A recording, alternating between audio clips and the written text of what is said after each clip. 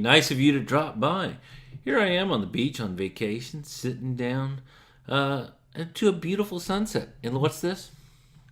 A lovely beverage with an umbrella. So I'm really on vacation. I'm not just sitting in my house with a fake background going on behind me. And it's delicious tea at the same time. So if you feel thirsty right now, go get yourself a beverage. Press pause, get yourself a beverage, maybe a snack. Come right back. Colligative properties. Colligative means how many particles. Not what the particles are, how many particles. All right, so let's get to it. If we look at colligative properties, we really have two goals. If you want to affect a solution, you need to either get in the way with numbers of particles and then create disorder. If you can do that, stop molecules from bonding to each other, then you will affect the properties of that solution. Let's talk about, if these are our two goals, how can we do this with solutions? All right, so let's say that the following situation presents itself. You'd like to have some antifreeze, but you can't. So how do you get the most number of particles? Quantity, not quality. What could you put into your car's radiator in it to protect itself from the cold? You come up with an answer. See what it is. The next morning, you wake up to this. This is what happened to your car. Did it work? Did it save anything on your car? So what are the rules about what kind of thing did you have to pick? Was it vegetable oil, salt? Was it mayonnaise? What did you pick to put in there? What you added has to dissolve in water. Hopefully you got that. It doesn't matter what it is, just that you had enough of it to count as a lot of particles. Okay? You want to replace about half the water with something else. You could use sugar, salt, baking soda, some shampoo. Anything that will dissolve in water will work. So let's see. Doesn't really matter. Some things are polar and some things are not. We just want to know which one has the greatest effect on the freezing point. Wouldn't you just hate to be the owner of that car? Because that car, I don't think is ever getting out of the ice. Here's a van stuck in ice. How does adding solutes, how does dissolving something in water affect the freezing point? It depresses the freezing point. So if we look at this, it gets in the way of things and it creates disorder. It's all about getting in the way of the water molecules as they try to hydrogen bond to each other to set up ice crystals. And you also add a lot of disorder or entropy to it. And entropy is the opposite of ice crystals because ice crystals is a very ordered form of water molecules. They all hook up in a very orderly manner. Oh, look at that guy. Guess what? He's frozen solid. What does this frog do? How does he survive in the ice? Why didn't he make ice crystals inside his blood cells? Because it uses sugars and a molecule called glycerol, which is a type of alcohol in its blood, and that lowers the freezing point so the water doesn't actually freeze. Same thing in many, many plants. Many plants can put up with frosty conditions. Some can't, but they do it by introducing these molecules, kind of a molecular antifreeze, into their tissues. You can see that by adding a solid that is very, very ordered to a liquid that is very, very ordered, we create more and more disorder or randomness or, again, entropy. You can do the same thing by adding two liquids. It kind of mixes them all up, in other words. We can do the same thing with boiling point. Hopefully your car or truck will never look like this. Antifreeze not only keeps things from freezing, it also increases the boiling point of water, which means that your car won't boil over. What could you use instead of antifreeze in your car? Think up a molecule or two that you might use. The exact same ones that you picked before. Remember, it doesn't matter what the molecules are, long as it dissolves in water, and as long as you can dissolve a lot of it in the water to, number one, get in the way, and number two, create disorder. Look at this lovely, lovely, whatever this thing is. Think of ice cream. I don't know what that is anyway. And then you have ice over on the right.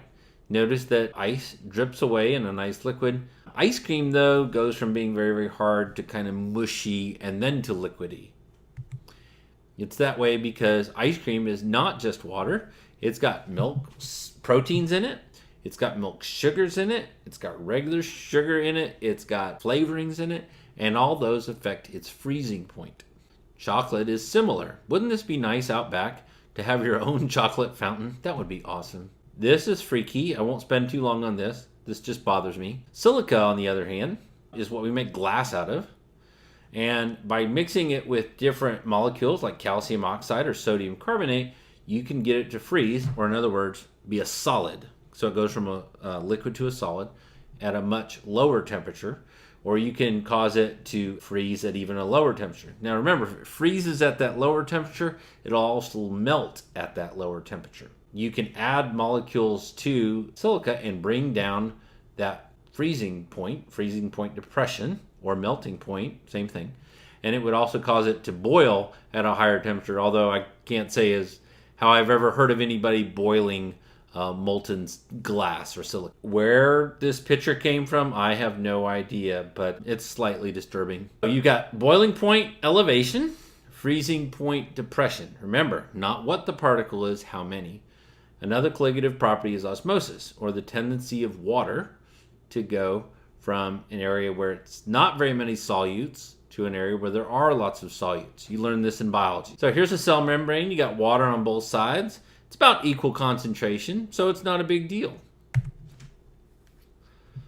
They can move back and forth. Now, all of a sudden, put some sodium chloride on one side of the membrane. Problem is, the solutes are too big. They can't pass through the membrane, but the water molecules can. The outside is hypertonic, meaning it has more solute than the other side.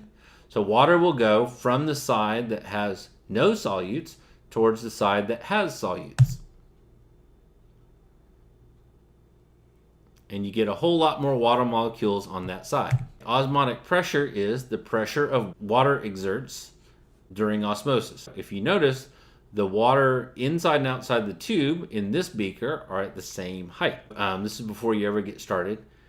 After osmosis happens, you're left with this beaker. And in this beaker, you notice that H represents the amount of water that flowed in. So now the water inside the tube is higher than the water outside the tube. That pressure of because the water's higher in one side than the other, is called osmotic pressure. If you pushed on that thing with a piston in this tube, you can overcome osmosis. You can overcome osmotic pressure.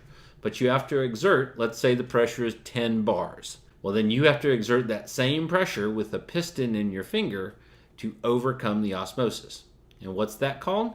It's called reverse osmosis, overcoming osmosis, making water flow not towards the salt and the solute, but away from it. And you can actually use this to clean seawater. So here we have an example of seawater coming in. On the right-hand side, there's a membrane where only water molecules pass, and those salt molecules can't cross through, but the water molecules can. So all you have to do is generate a lot of pressure, 30 atmospheres of pressure, and that water will flow through the osmotic membrane to the pure water, making the solution in the right more and more and more salty. What they do is they bring in the seawater, they get it very, very concentrated, then they take it out, dump it at the bottom of the ocean through a pipe. It's called brine at that point. And what you're left with is fresh water. They do this in Florida, they do this in San Diego, and any number of places, especially in the Middle East, to create fresh water from seawater. So in summary, colligative properties are all about quantity, not quality. We don't care who, we care about how many. The goal is to get in the way and create disorder.